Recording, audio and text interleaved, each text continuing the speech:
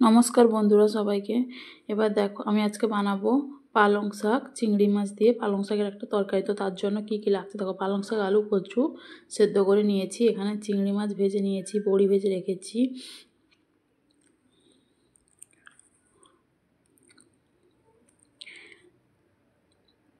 চেরা কাঁচা লঙ্কা, আদা বাটা, রসুন বাটা, জিরে বাটা, পেঁয়াজ কুচি আর মশলাতে লাগছে নুন, অল্প একটু হলুদ, জিরের গুঁড়ো আর একটু পাঁচ ফোড়ন।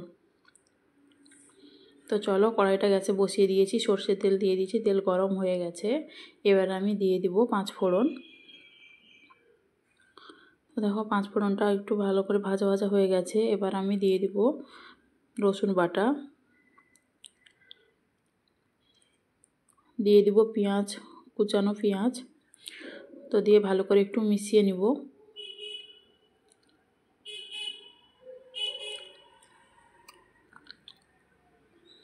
তো দেখো একটু পেঁয়াজটা ভাজা ভাজা হয়ে গেছে।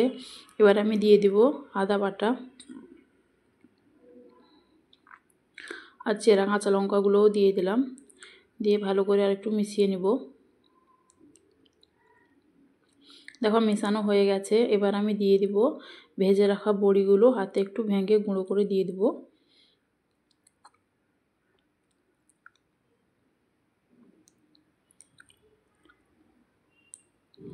আর দিয়ে দিব ভেজে রাখা চিংড়ি মাছগুলো, জিরে বাটাটাও এবার দিয়ে দিলাম, দিয়ে চিংড়ি মাছ ভাজাটাও দিয়ে আবার একটু ভালো করে মিশিয়ে নিই।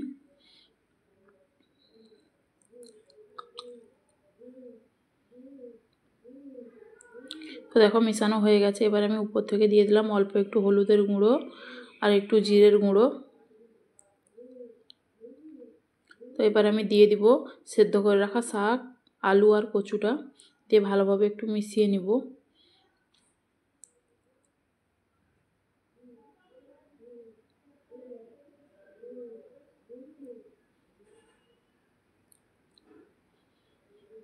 তো দেখো মেশানো হয়ে গেছে, একটু মাখো মাখো হয়ে গেছে সব সবজিগুলো, হাতে একটু খুন্তি দিয়ে ভেঙে দিয়েছি আলু আর কচুটা। তো এবার আমি দিয়ে দিব অল্প পরিমাণে একটু জল।